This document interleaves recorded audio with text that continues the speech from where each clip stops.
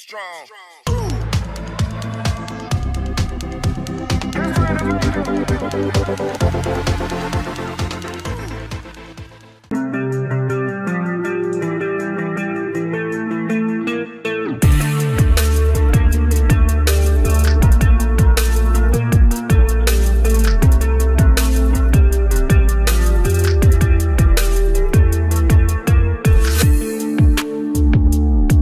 Imagine this, the Philippine Navy suddenly gaining 8 new frigates within just a few years. Not only the 2 modern warships already under construction, but also 6 powerful destroyer escorts from Japan. This shocking revelation, delivered by Defense Secretary Gilbert Teodoro during a recent congressional hearing, has set off a wave of excitement and concern among defense experts, analysts, and the Filipino public. Could this really be the most significant leap in Philippine naval power in modern history? In that congressional session, Teodoro made headlines when he revealed that the Philippine Navy will soon operate a total of 8 frigates. For many, the number simply didn't add up. We already knew about 2 brand new frigates under development. But where, exactly, would the other 6 come from? The answer, it seems, lies in Tokyo. Observers believe Teodoro may have indirectly confirmed a deal to acquire 6 Abukuma-class destroyer escorts from the Japan Maritime Self-Defense Force, or JMSDF. If true, this would mark an extraordinary transfer of naval capability from one of Asia's most advanced maritime powers to a fleet still struggling to modernize. Japan has already proven itself a reliable security partner. Over the past decade, Tokyo has supplied the Philippines with surveillance radars, maritime patrol aircraft like the TC-90, and even large Coast Guard vessels. But handing over 6 frontline naval combatants represents an entirely different level of defense cooperation, one that could dramatically shift the Philippines' maritime posture.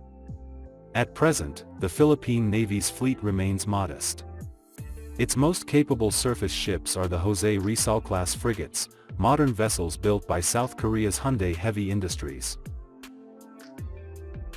Supporting them are smaller ships, including the newly delivered Miguel Malvar-class corvettes, as well as older offshore patrol vessels like the Del Pilar-class. While capable, the fleet's size is small compared to regional neighbors, and it is far outnumbered by the growing might of the Chinese Navy. This is why Teodoro's statement is so significant. In the West Philippine Sea, where Chinese vessels continue to shadow, harass, and test Manila's resolve, numbers matter. Presence matters. A handful of frigates simply cannot maintain a credible deterrent in such vast waters. But 8 frigates? That's a fleet capable of changing the balance of power, at least in Manila's immediate neighborhood. So what are these Abukuma-class ships? Commissioned between 1989 and 1993, they were built as destroyer escorts, optimized for anti-submarine warfare. Each ship displaces around 2,000 tons and measures about 109 meters in length.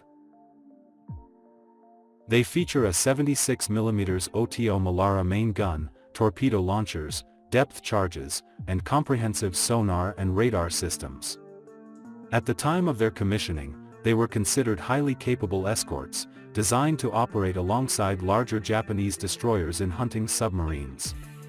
Initially, the Abukuma-class carried Harpoon anti-ship missiles, giving them a potent surface strike role as well. However, Japan is unlikely to include such sensitive systems in any transfer. Like other equipment transfers in the past, the ships will almost certainly be delivered in a partially disarmed condition. This brings us to an important clarification. Secretary Teodoro noted that the vessels will not be upgraded, but simply re-equipped. In other words, the ships will arrive stripped of many of their most sensitive weapons and systems, but they will be functional platforms.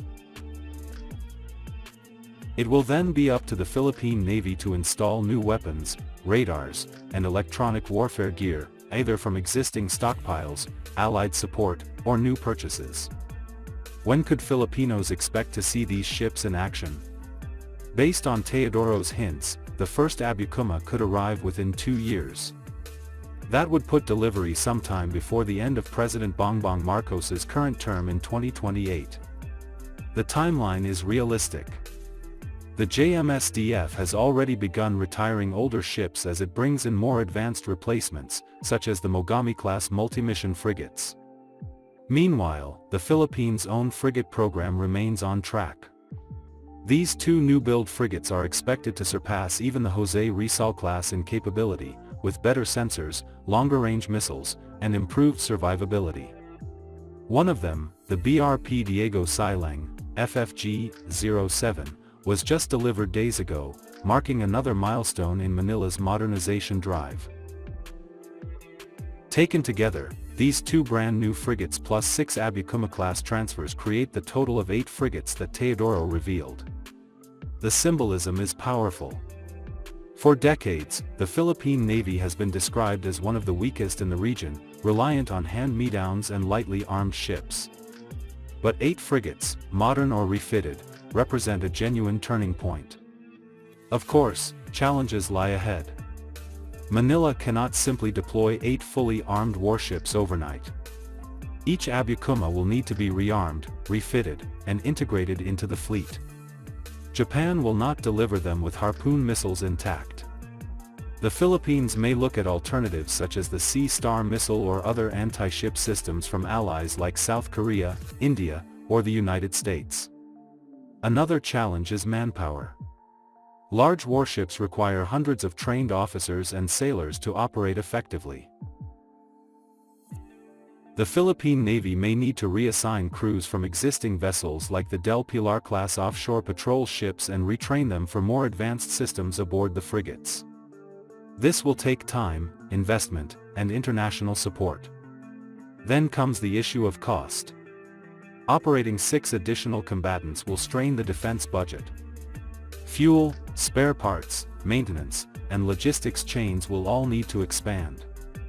The Philippine Navy already struggles to maintain older ships, and adding 6 more will be a test of its institutional capacity. But despite these hurdles, the strategic payoff could be immense. With 8 frigates in its order of battle, the Philippine Navy would finally have enough hulls to maintain a constant presence in the West Philippine Sea. It would be able to project power further from its bases, provide stronger escort for resupply missions, and present a credible deterrent to foreign incursions. Regionally, the implications are significant. Vietnam has built a capable fleet with Russian-designed frigates and submarines. Indonesia continues to modernize its navy with Dutch-built ships. China, of course, fields one of the world's most powerful fleets, with hundreds of surface combatants. For the Philippines, long criticized as Southeast Asia's weakest link at sea, the acquisition of 8 frigates would be nothing short of transformational. There is also a diplomatic angle. The transfer of 6 warships from Japan would not only strengthen bilateral ties but also signal a deeper commitment by Tokyo to regional security. Japan is constitutionally limited in its use of force, but transferring vessels to allies is a powerful way to build a network of capable partners. Combined with US military support and growing cooperation with Australia, this move could place the Philippines firmly within a stronger security framework. Finally, the Abukuma transfer could serve as a stepping stone. By operating these ships, the Philippine Navy would gain experience managing larger, more complex combatants. This would prepare crews, commanders, and logisticians for the eventual arrival of even more advanced warships in the future. In other words, the Abukumas may not be state-of-the-art, but they could be exactly what the Philippines needs right now, a bridge toward a modern, balanced fleet. The road will not be easy. Training, refitting, and funding all present challenges. But for the first time in decades, the Philippine Navy has a real chance to expand its capabilities in a meaningful way. 8 frigates may not make Manila a naval superpower, but they will give the Philippines something it has long lacked, a credible, respected fleet in Southeast Asia.